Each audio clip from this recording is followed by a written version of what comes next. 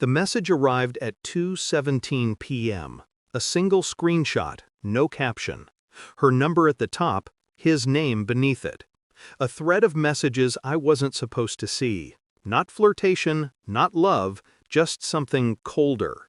Familiarity. I stared at the screen until it felt like it was staring back. The restaurant lights around me blurred into a soft smear of gold.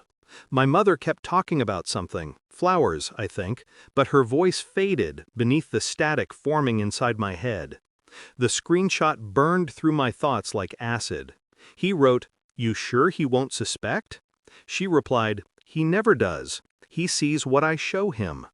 My grip tightened beneath the table. I didn't flinch, didn't react, didn't breathe differently. I just let the truth sit in my chest like a weight I'd been carrying for months without realizing it. Across from me, she laughed at something on her phone. Not this message, another one, probably harmless. But the sound was different now. Hollow, artificial. She looked up and gave me that familiar smile, the one that used to mean something. All I saw was a mask. The waiter approached with the wine she insisted on ordering.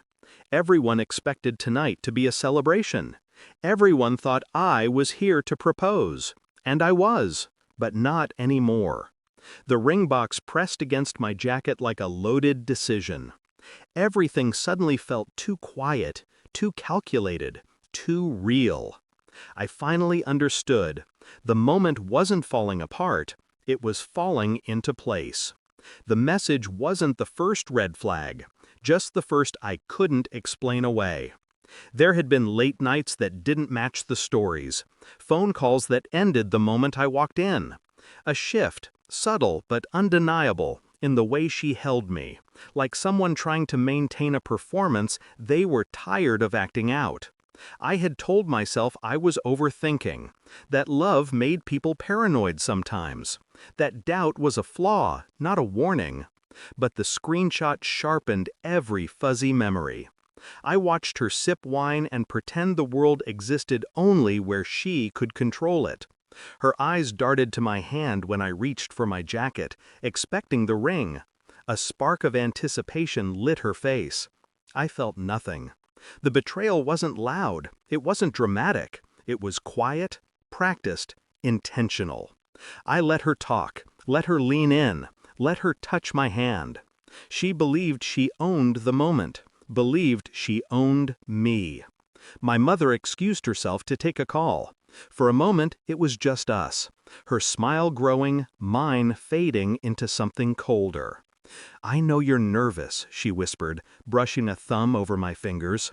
Her tone was syrup-sweet, confident, rehearsed. "You worry too much. Just breathe." I did breathe. Calm, slow, controlled. Because something inside me had shifted into place, like gears clicking into alignment. Her betrayal wasn't an accident, it was a pattern. And patterns can be traced. The ring in my pocket felt heavier now, not a promise, but a verdict. I watched her talk about trips she wanted to take, parties she wanted to attend, the life she wanted to build. A life where I was a resource, not a partner. A prop, not a person. And when she said, "I know my worth," I finally knew mine. I didn't confront her, not then, not ever directly. Confrontation gives the guilty room to lie. I prefer silence. Silence gives them room to reveal themselves.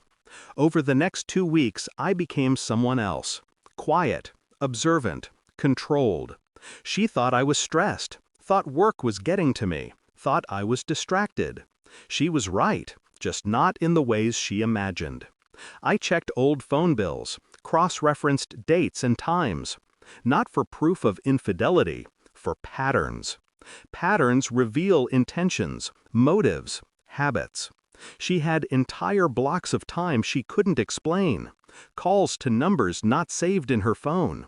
Payments through apps she thought I never used. Moments she claimed to be with friends who, when casually asked, didn't remember the night at all. I never raised my voice, never hinted that anything was wrong. Inside, though, inside was a tightening coil. Not rage, clarity. She kept hinting at proposals, hints that grew sharper, more demanding. She wanted a spectacle, a ring worthy of her self-crafted persona. I obliged. I bought the ring, the one she wanted, the one she said she deserved. Because sometimes the perfect trap looks exactly like what they asked for. The morning of the dinner, the final confirmation arrived. Not graphic, not dramatic, just a simple set of phone logs that tied everything together.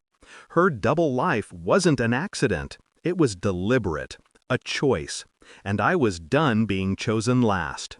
I didn't feel heartbreak, just a hollow kind of freedom. By the time we reached the restaurant, I wasn't the version of myself she expected. I was the version she created.